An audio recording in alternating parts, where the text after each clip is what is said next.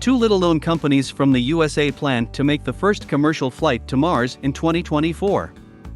Private companies Impulse Space and Relativity Space have decided to join forces for the first-ever commercial mission to Mars in 2 years.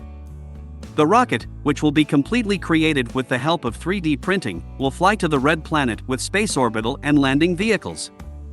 If everything goes according to plan, Relativity Space's Terran launch vehicle will launch from Cape Canaveral, Florida, USA, in 2024. It will have 2 spacecraft on board, an orbital Mars cruise vehicle and a landing Mars lander, which are being developed by the Impulse Space Company. The space launch permit of these companies is valid until 2029. Impulse Space was founded by ex-SpaceX employee Tom Mueller.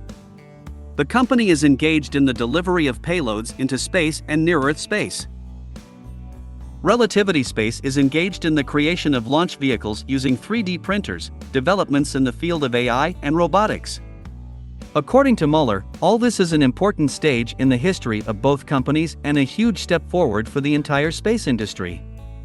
It is noted that Relativity Space has not yet tested its new rocket, and Impulse Space has not yet tested its vehicles.